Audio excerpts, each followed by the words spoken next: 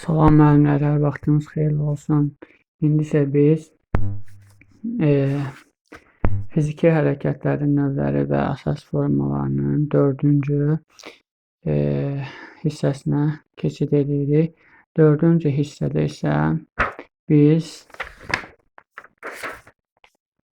öyrənəcəyik ümumiyyətlə fiziki hərəkətlər intensivliyi, bayaq biz izah elədik. Fiziki hərəkətlərin intensivliyində intensivlik və həcmində bizim əsas bilməli olduğumuz şeylərdən biri də, nüanslardan biri də ümumiyyətlə intensivlik necə qiymətləndirilir sualı düşsə, necə qiymətləndirilir? İntensivlik necə qiymətləndirilir? Hansı üsullarla qiymətləndirilirsə, ilk öncə nəbz vurğusu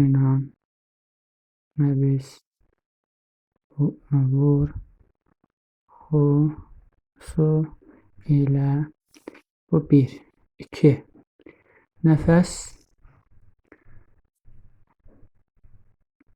tezliyinə, məsəl üçün şagirdin normalda aldığı nəfəs tezliyi 1 dəqiqədə 20 dəfə idisə, onda artıq bəzən 40-45 və daha çox ola bilər. Yəni əsas budur ki, nəfəs tezliyinin artması burada gözə çarpacaq.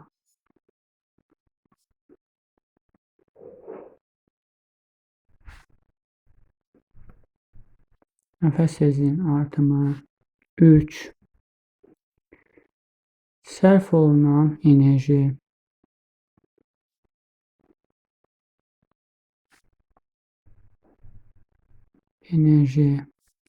Yəni şagirdin intensivlikdə biz bilirik ki, intensivli hərəkətlər daha çoxdur, sürəti yüksək hədədədir və burada daha çox enerji sərf olunacaq. Ona görə sərf olunan enerjisini də qiymətləndirməli oluruq. 4-cü hərəkətlərin sürəti və gücü. Bayaq dedim, hərəkətlərin sürəti və gücü. Hərəkətlərin sürəti intensivlikdə bilirik ki, yüksək səviyyədədir. Sürət burada çoxdur. Gücdə ən yüksək səviyyədə icra edilir. Ona görə biz intensivlikdə necə qiymətləndirmə aparmalıyıq? Nəbz vurğusu ilə, nəfəs tezliyi ilə, sərf olunan enerji və hərəkətlərin sürəti, ona sərf olunan güc ilə qiymətləndirilir. İntensivlik belə qiymətləndirilir. Ümumiyyətlə intensivlik özü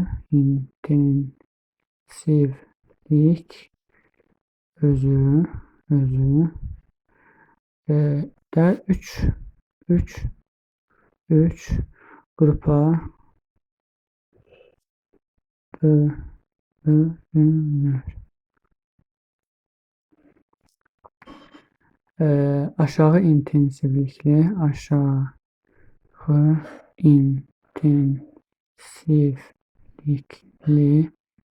orta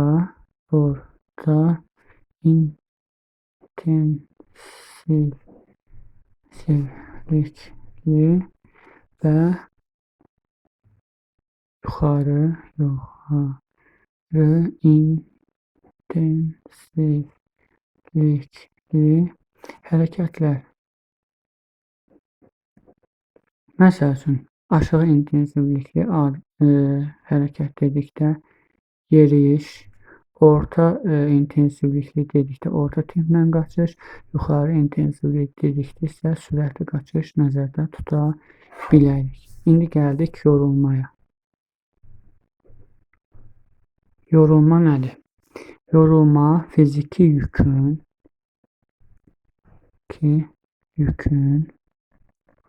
təsiri nəticəsində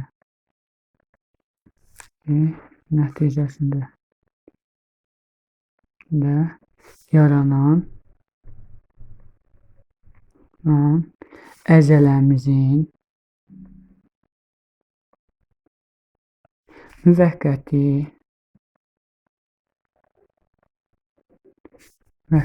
enerjisini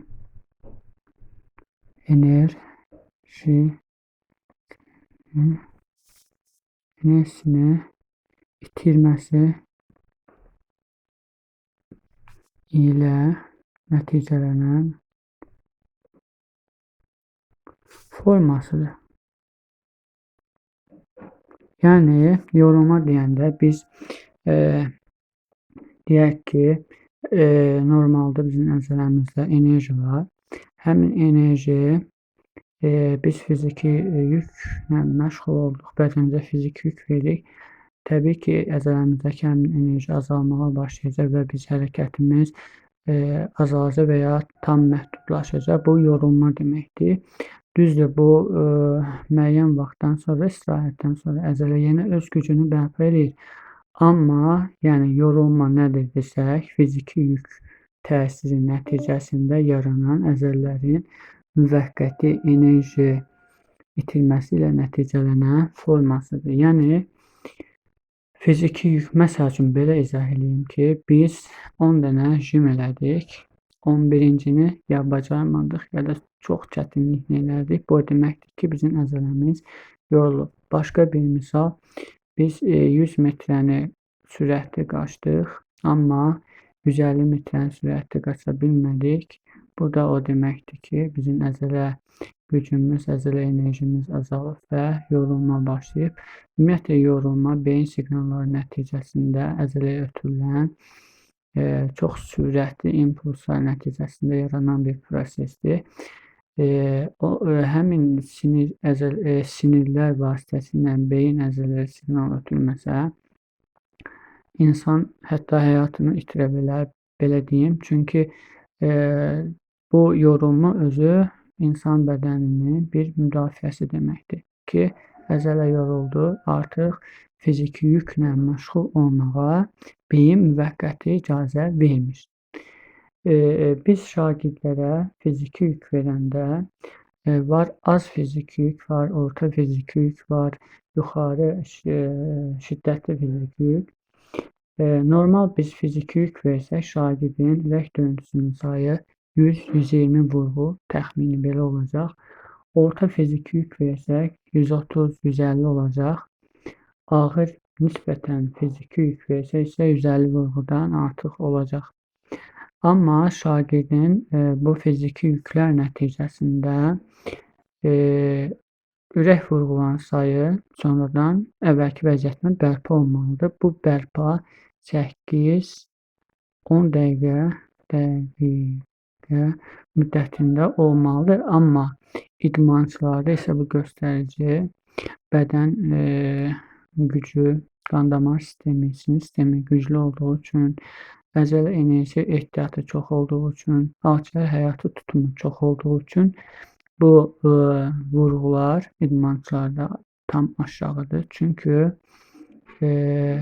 məsəl üçün şagirdlərdə 8-10 dəqiqə ərzində bərpa varsa bədəndə, idmançılarda bu, yüksək dərəcəli idmançılarda bu 3 dəqiqə olur. Amma peşəkar idmançılar yox, deyək ki, həvəskar idmançılarda bu 3 dəqiqə də ola bilər, 5 dəqiqə də ola bilər.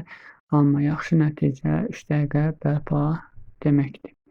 Qısası əzələnin fiziki yük təsiri nəticəsində yaranan müvəqqəti yorulma, enerjinin itirilməsi müvəqqəti yorulma adlanır. Bu əzələnin bir növ müvəqqəti itirsə də təzədən yarana bildiyi üçün bu əzələnin gücünün və yaxud enerjisinin itirilməsi o qədər də qorxulu sayılmır. Bu normal bir prosesdir.